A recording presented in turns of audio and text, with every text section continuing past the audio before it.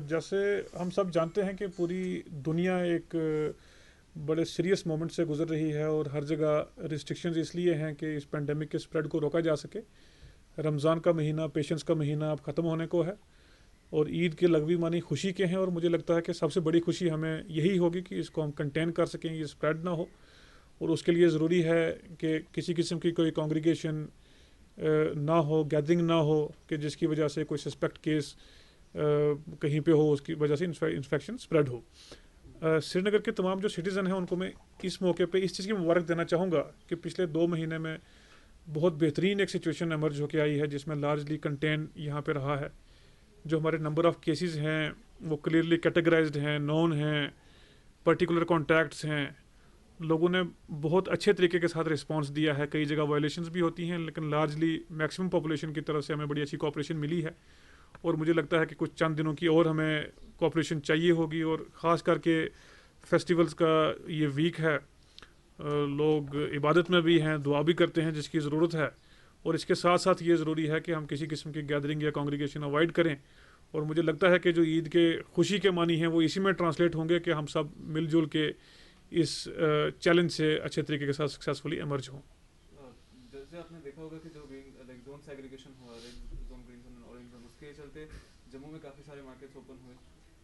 श्रीनगर के अंदर लोगों में जो काफ़ी सारे लोग हैं जो सपोर्ट भी कर रहे हैं लॉकडाउन को, लेकिन कुछ लोग हैं जो चाह रहे थे कि ईद के मौके पर थोड़ी बहुत एस्टैब्लिशमेंट्स को परमिशन मिले काम फंक्शनल रहने की, ताकि वो अपना डेली देखिए, जो आपने बात की उसमें कंपैरिजन की, तो एक बड़ी डायनेमिक सिचुएशन होती है।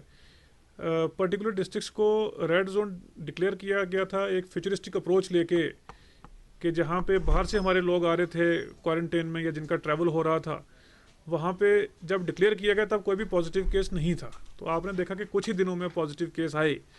जब रेड जोन डिक्लेयर किया गया था तो सवाल ये थे कि पॉजिटिव केस नहीं तो रेड जोन कैसे है। लेकिन एक अप्रोच फ्यूचरिस्टिक ये थी कि हज़ारों की तादाद में हमारे जो लोग बाहर से आ रहे हैं, सांबा से, कठुआ से क्रॉस होके आते हैं, तो जब गवर्नमेंट ने उनको रेड जोन रखा था लास्ट टाइम, तो आपने देखा कि हफ्ते के अंदर ही काफ़ी ज़्यादा केसेस आए। जहाँ तक श्रीनगर की बात है, हमने पहले भी पब्लिक में भी कहा है कि ग्रेडेड हमारा रिस्पॉन्स रहेगा ओपनिंग को लेके भी। बहुत सारे सेक्टर्स हैं उनकी हमने ट्रेनिंग भी शुरू की है, उनसे बातचीत की है। जैसे बेकर्स की हमने ट्रेनिंग की, लगभग 180+ बेकरीज जो हैं उनके स्टाफ की ट्रेनिंग की, अब उनकी टेस्टिंग भी शुरू की है। इसी तरह जो वाजा हैं उनकी ट्रेनिंग हमने 2 दिन में की है।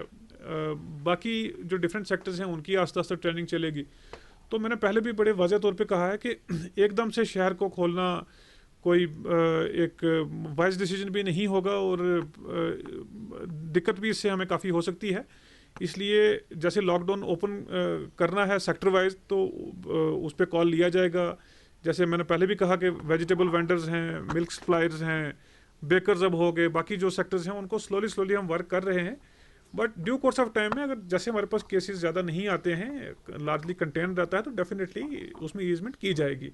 इसके साथ साथ ये देखने की ज़रूरत है कि Srinagar being a capital city हर तरफ से इसमें लोग आ रहे हैं। जैसे आपने देखा बहुत सारे पॉजिटिव केस हमारे पास कुछ डिस्ट्रिक्ट से आए, जिसकी वजह से हमारे हॉस्पिटल्स भी अफेक्ट हुए हैं। और बहुत सारे लोग जो हैं डिफरेंट डिस्ट्रिक्ट के कई बार रेड जोन से आते हैं, कई बार वो हमें पॉजिटिव मिले हैं। तो हमें ज़्यादा गार्डेड रहने की ज़रूरत है इस स्टेज पे, पहले से काफ़ी ज़्यादा बढ़ के हमें ज़्यादा इसमें अलर्ट रहने की ज़रूरत है। मैं श्रीनगर के सिटीज़न से ये अपील करना चाहूँगा कि जो भी डिसीजन हम लेते हैं वो उनके बेस्ट इंटरेस्ट में है, और कोई भी डिसीजन नी जर्क रिएक्शन नहीं होता है, उस पर बड़ी एक कंसिडर्ड ओपिनियन होती है कंसर्न स्टेक होल्डर्स की। डिफरेंट लोग जो डिफरेंट सेक्टर्स में हैं उनकी फीडबैक लेके उस अकॉर्डिंगली डिसीजन लिया जाता है, और जिस स्टेज पे हम स्टैंड कर रहे हैं उसके हिसाब से। एक आखिरी सवाल आपसे पूछना चाहूँगा, बहुत इंपॉर्टेंट क्वेश्चन है। टेस्टिंग की आपने बात की, टेस्टिंग के लिहाज से भी काफ़ी कुछ बातें चल रही हैं बाहर, टेस्टिंग डिलेज को लेकर के पर्टिकुलरली, तो उसके रिस्पॉन्स में क्या जी, मैं सबसे पहले तो आपका शुक्रिया अदा करना चाहूँगा कि आपने ये सवाल पूछा है। टेस्टिंग का जैसे मैंने पहले कहा कि लगभग 50 से हमने शुरू करके 200-250 हमारी एवरेज टेस्टिंग की थी। आज वही लैब्स 1500-2000 पर डे टेस्ट कर रही हैं। स्कीम्स की कैपेसिटी है लगभग 2000 वो पर डे कर रहे हैं। जीएमसी से 1000-1500 के बीच में होते हैं। आपकी जो लैब की टेस्टिंग कैपेसिटी है वो मेनी नंबर ऑफ टाइम्स बड़ी है, लेकिन जितनी आपके पास ट्रेन्स आ रही हैं, बसेस आ रही हैं या फ़्लाइट्स आ रही हैं, उसके कंपैरिजन में लैब्स को कैलिब्रेट करना पॉसिबल नहीं है कि आपकी 20 ट्रेन्स आ गई हैं तो आप लैब को 20 गुना बढ़ा लें। तो लगभग 12,000 की पेंडेंसी टेस्ट की स्कीम्स ने कल भी जैसे बताया।